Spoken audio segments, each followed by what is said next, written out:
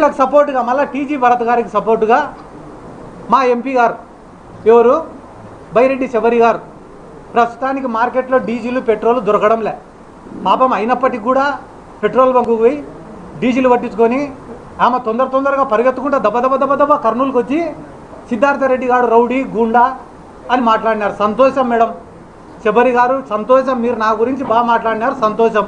కానీ ఈరోజు మీడియా సమావేశం ద్వారా మిమ్మల్ని నేను ఒకటి అడగాలనుకుంటానా. మీ ఫాదర్ని బైరెడ్డి రాజశేఖర రెడ్డి గారిని గౌరు వెంకటరెడ్డి వాడు ఒక వేస్ట్ ఫెలో అని మాట్లాడి ఈ రోజుకి 2 నెలలు అయింది. ఎందుకు మీరు ఈ రోజు వరకు కౌంటర్ ప్రెస్ మీట్ పెట్టలే? నందికొట్కూరు మార్కెట్ యార్డ్లో మాండ్ర శివానందరెడ్డి అని ఆయన ఇదే బైరెడ్డి రాజశేఖర రెడ్డి గారిని ఈ నందికొట్కూరులో 2 సార్లు ఎమ్మెల్యే గెలిచిన ఒక జోకర్ గాడు ఉన్నాడని మాట్లాడినాడు. దానిపైన మీరు ఎందుకు ప్రెస్ మీట్ పెట్టాలా, స్పందించలే? నందికొట్కూరు ఎమ్మెల్యే జయసూర్య గారు ఏమన్నాడు? ఆయన బైరెడ్డి రాజశేఖర రెడ్డికి మా తెలుగుదేశం పార్టీకి సంబంధమే లేదు, అతను చెప్తే ఏ ఒక్క అధికారి కూడా స్పందించాల్సినటువంటి అవసరం లేదు అని చెప్పి 100 మంది ముందర మాట్లాడినాడు. దానిపైన మీరు ఎందుకు స్పందించలే? దానిపైన స్పందించారు. కానీ సిద్ధార్థరెడ్డి పైన స్పందించాలంటే మాత్రం వెంటనే పరిగెత్తుకుంటూ వస్తారు. పరిగెత్తుకుంటూ వచ్చి రౌడీ గూండా క్రిమినల్. సిద్ధార్థరెడ్డి గారు రౌడీనా కాదా అని చెప్పడానికి మిమ్మల్ని ఎంపించేసినారా?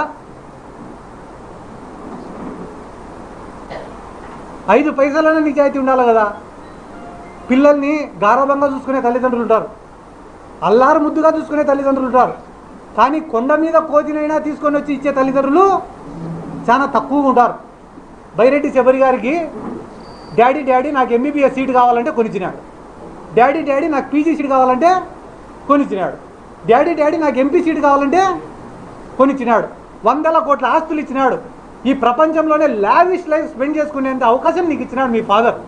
అటువంటి మీ ఫాదర్ని ఎవడు పడితే వాడు విమర్శిస్తుంటే ఒక్కరోజు స్పందించని బైరెడ్డి శబరి గారు సిద్ధార్థరెడ్డి పైన మాట్లాడమంటే మాత్రం అమెరికాలో ఉన్న ఫ్లైట్ ఎక్కి కర్నూలుకి వస్తారు. ఎందుకు? ప్రతిపక్షంలో ఉండాలే, ఏం మాట్లాడినా చెల్లిపోతుంది. నేనేమన్నా మాట్లాడినా తిరిగి మాట్లాడాడులే.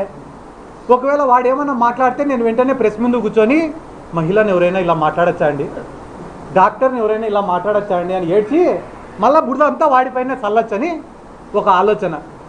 వాని ఎంట ఉండేది కిడ్నాపర్లు, గంజాయి బ్యాచ్. నా ఎంట ఉండేది సరే వాళ్ళే.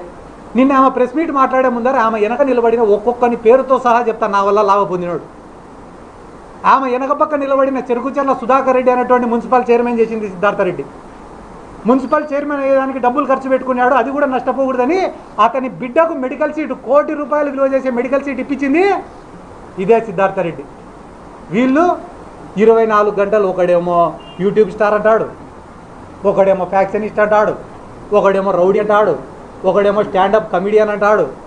ఏంది ఇన్ని పాత్రలు పోషిస్తానన్నా నేను? ఒకడు శాప్ చైర్మన్ అంటాడు, ఒకడు యువజన విభాగం అధ్యక్షుడు అంటాడు.